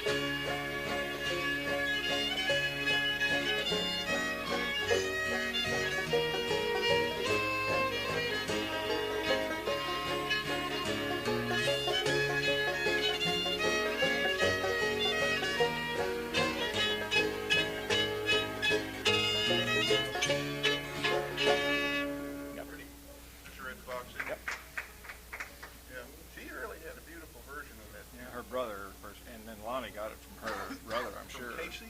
Yeah. That's interesting. I think. Now, you know, nobody claims they got anything from anybody up Well, there, you know. there's But, that too, yeah. yeah, but I think that's kind of, Yeah. I don't know really where that's Lonnie's first one I heard, Lonnie Robertson's first one I heard play. But isn't that a beautiful tune? Yeah, it's pretty well. It's a lot of pretty waltzes. Darn. Yeah, let's see.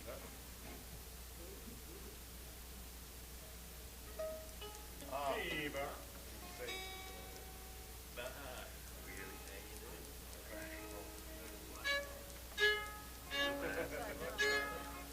Let's see, what about egg? Sure. It's an outstanding key. It's one of the best.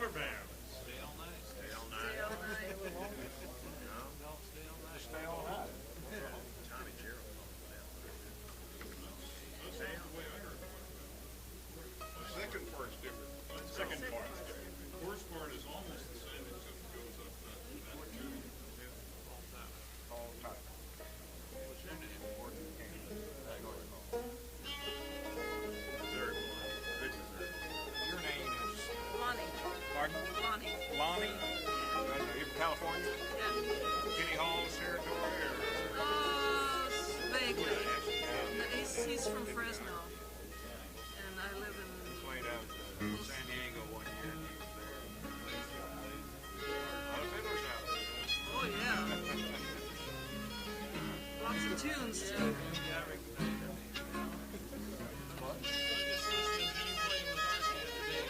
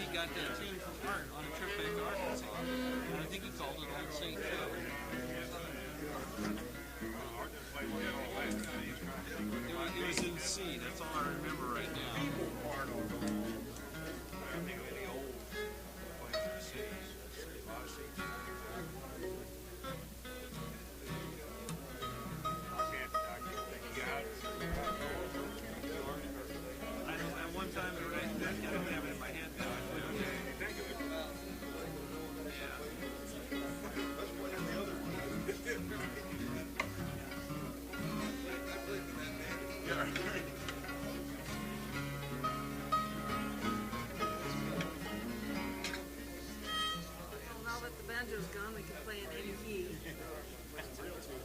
Either key. Let's get into D flat right now. D flat. D flat.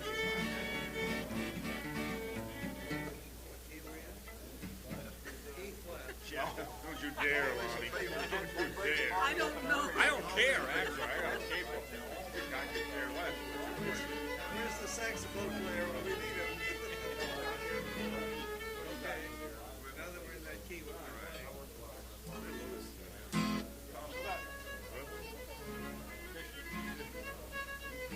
Show off.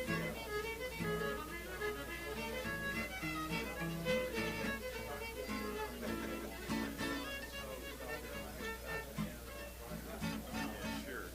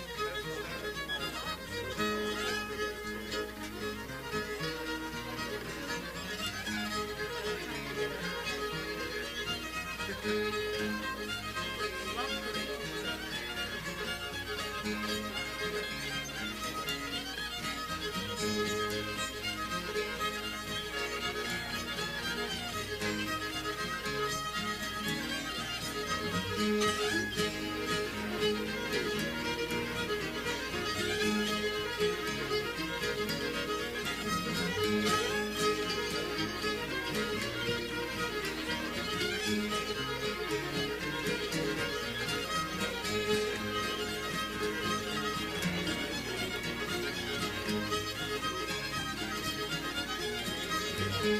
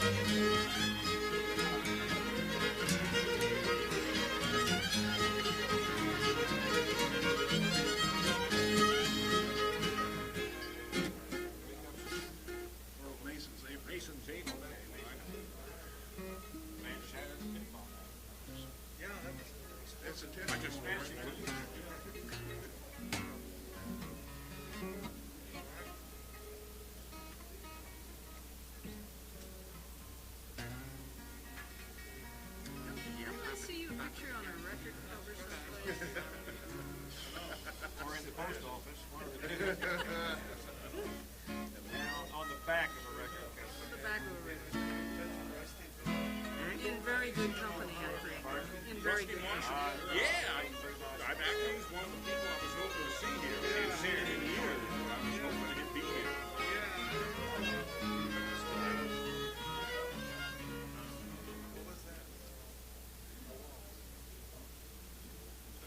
That's the Kentucky?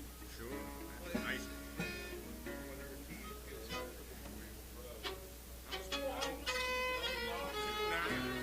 My sweetheart.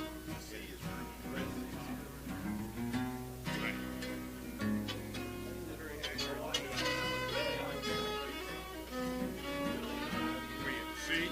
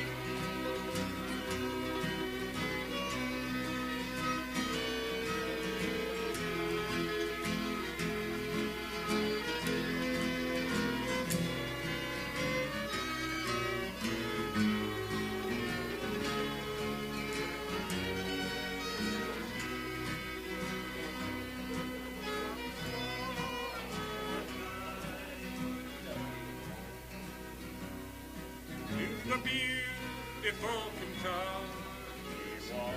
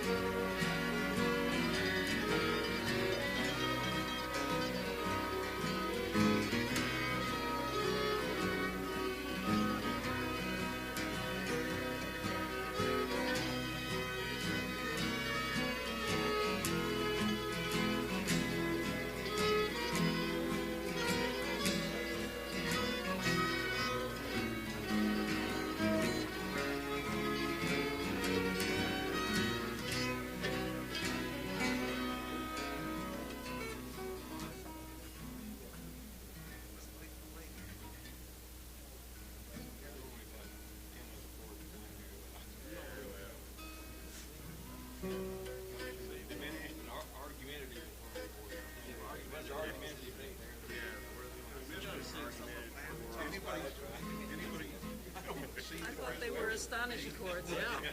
I didn't see it tonight. They're astonishing chords when you can get them right. Argument, you know, when someone plays them, you go. No, if I want to watch the Donahue show, questions from the audience or not.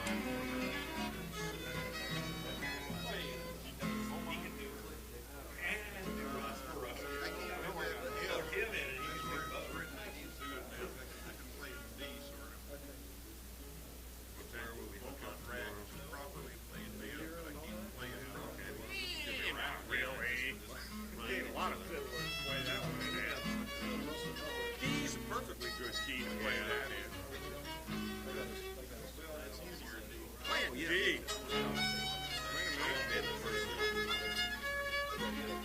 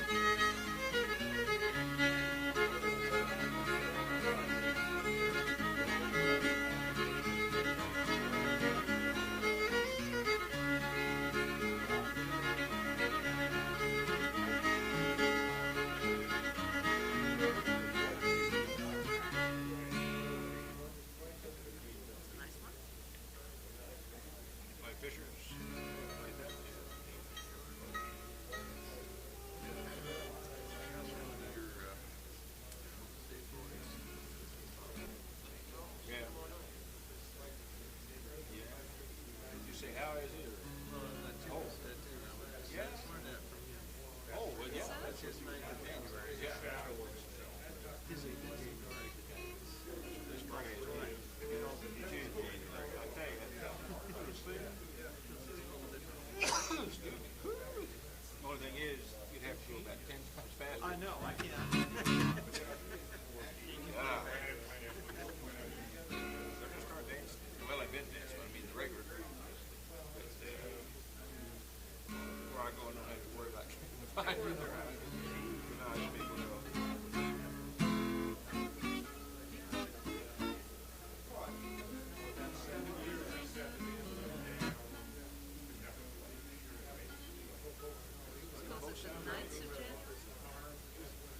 It's the 8th of January. Yeah. But he calls it the 9th. Because it's different. So he gets tired of arguing with people and telling them, that's not the 8th of January. All these fiddlers get tired of playing the same thing. Now, Art has the 8th of January, he has a part in the middle he puts in to break the monotony going on. Yeah. They all work out something. Art's got such many he's a different caliber, different type of fiddler than these other. Yeah, he's real smooth. Last year when we were at the Minnesota at the festival, they typed us correctly for the first time. Parlor music. Parlor music. And that's just what it would be now. Of course, his family danced to this and something. Most of Ozarks people dance much faster stuff. Yeah. Now Bob Holden is exceptionally fast. He is. And most people aren't dancing as they think they are, but really he's almost double time. Nobody can dance as fast as he can. But they, you need to come down there sometime to the dance. Where you live in Chicago. If you're ever down that area, so let me know and I'll tell you what the dance is. Yeah, there are a couple of places. Oh, they really go see that one. Now they're getting serious. The jig dancers, there's a bunch of those still. Yeah, the jig and the setter, they have a set. He usually plays rattlesnake or something like that, which is just another way to say it. That's what they can dance to. It's something that'll be gone in a few years. Lost 2 of them last month. They died.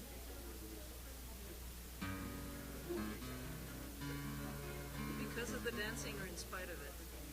Well, no. They were, one of them was one of the best ones down there. I did get him on video a few times, but he not an ounce of fat on him. So he was at a dance and he had pain. His stomach went up the doctor. Basically, he got about 6 to 8 weeks. And he lasted 6 weeks. He had cancer. Of course, a lot of those people in hills, they let things go for so long before they ever go to the doctor. Maybe not. And then there was another one died about a week later. That was dancing the same places he danced. A woman that I liked it because she yanked me around and showed me what to do. She was one of the best teachers. She died of cancer. She was 56, and this other guy was 63. The young ones are dancing, but they got so much clogging mixed in with it now, you know. They're going to lose the old individual steps and what's that. But times change. They say that we'd still be riding around in the buddies or something. Play something.